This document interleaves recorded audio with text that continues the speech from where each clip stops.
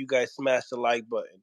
So coming into the first fight with Shakur and De Los Santos, I interviewed Shakur. I asked him, "Hey, do you believe El De Los Santos is probably the best guy on your resume?" He believes he doesn't know until he gets in there with him.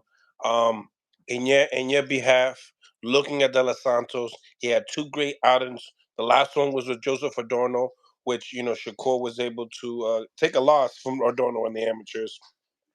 And in the same time, we got Rayo Venezuela, which was the Mexican prospect from the Benavides camp, and he kind of disrupted their plans as well. Let's do that. That's Ryu right for Cobra, Rayo right? Venezuela, yeah. So I mean, just looking at the guy, I mean, he fought both his two last opponents. He fought them completely different. He actually boxed his way into a victory with Adorno. What do you think about them as far as the stylistically? Do you think that this is the best guy that Shakur has been in there with, as Probably, far as resume? yeah, probably so. Probably so. You know what I mean? I'm not. I'm just honest. Like, I didn't have my best look. My style. That fight didn't look good with score. So I'm not. I think like Del Santos, because like again, if he's a fighter that's coming with different styles in terms of fighting somebody, that's a smart fighter. Because like I was telling a young kid the other day, you can't always expect to fight everybody the same, because now in today's world, when video is always out there, if you have a smart fighter, let alone a smart team, they're Team, gonna yeah. they're gonna pick up on every little thing that you're doing out there. You know what I mean? So you have to always change up and make the right adjustments with every different fighter. Like even like I said last night, I couldn't rely on just trying to box. I knew it wasn't gonna be a boxing match. I had to go out there and I had to go be the dog in that fight. You know what I mean?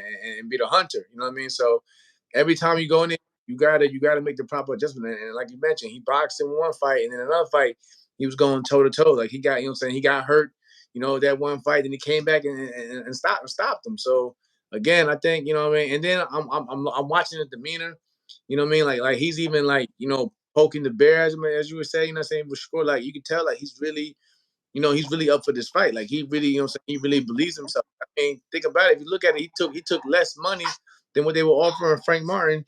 You know what I mean, to make the fight. So that tells you right there, like he's going for the, he's going for legacy. You know what I mean? The money's going. He looks at it. If I win here, the money's going to come. The money's going to come. But again, I think it's a good matchup. Um, do you think it goes 12 rounds? I think so. I think it can go 12. It can go 12. Mm. Do you, as far as percentage wise, what percentage do you give Shakur Stevenson being victorious? I give him a 70% chance, just because they're saying just the the tools that he has. But again, all it takes is one hit, one punch trying to fight around. I mean, think about it, let's be real. Like let's say when Floyd fought Maidana, how much chance that anyone was giving Maidana to look that good? Especially in that first fight against Floyd. Like I was actually in the venue for that fight, and I was kind of worried.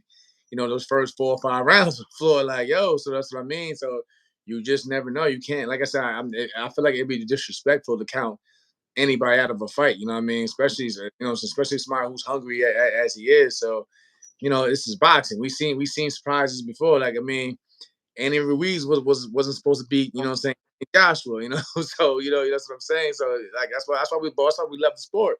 What I'm saying? Anything can happen. But again, like if I was a betting man, of course, I would lean towards Shakur Stevenson. But like I said, it's one of those, like I would never, judge a man's hunger and his determination, to go after something. Right, 100%. Let's I be honest. totally agree. They went down the list. No one else was trying to fight that man. You know what I mean? It was either one thing after another. We was trying to get Shakur to fight to begin with, and when he got the opportunity, like I said, he even took. Yeah, I think he could have called this number at the table what he won. He took less. I think he's only getting paid like 400,000 for this fight. They was offering Frank Martin 1 million, and you know what I'm saying. He didn't even ask for half that. You know what I mean? So like that touches you right there. Like he how hungry he is, and he just wants the belt. He wants to be champion. So I look at things like that and be like, okay, yeah, this guy's a serious fighter. Like he's not a diva about it. He's not picky. Like he's not making no excuses on why the fight shouldn't happen.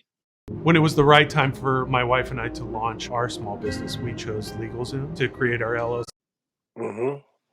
Um, Good question for you right here. Do you believe that guys like Jermaine Ortiz deserve this fight more than guys like De Los Santos fighting a guy like Shakur Stevenson? We were just talking over the weekend. He wants to get back. He wants to get active. You know what I mean? I'm gonna try to help my man get back in the ring. Like, that's another guy that I fought lost to. But I've never been a guy who had hard feelings. I like Jermaine. I think Jermaine's a special talent. And I'm glad that we shared the ring together because when I fought and lost to him, people was looking like who like he lost to an unknown nobody. But when he fought that Lomachenko fight, then Oh, people now he's a somebody. yeah, then somebody got to catch it on. Like, oh, this dude is okay. This dude is really, he's really, So again, Jermaine, he actually, came to us. He wanted the Shakur fight, and with the thing happened with the weight, of course, and they had to scrap that plan. So, I was even trying to help him. Even recently, with the whole Keyshawn situation, where Pedraza really campaigns at 40. So I'm like, hey, I know Jermaine would have took that fight with Pedraza to fill that void if necessary. But that's what I like about Jermaine. Like he'll pretty much fight anybody out there. And I know for a fact he wants to fight guys like Devin. But yeah, man, yeah, that next gen, he did have a rough outing with Adorno, and that's crazy as you said because I was looking at that fight when I was studying him, the Adorno fight, but that was just like what I learned talking to him afterwards. That was just like bad weight cuts because he's big for the weight. He was pretty much killing himself to make lightweight. And I was like, bro, just move up, man. There's no need for you to keep sucking down the lightweight.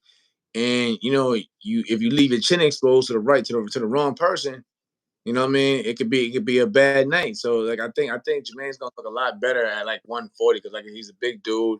He can box. He's a mover. He's a switch hitter. If you look at it, he'll fight you southpaw here, orthodox here.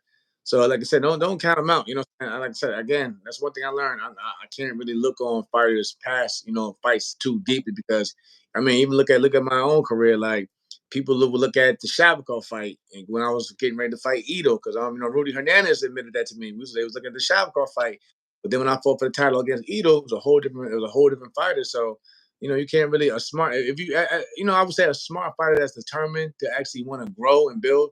They're going to learn from their mistakes and correct those mistakes over time.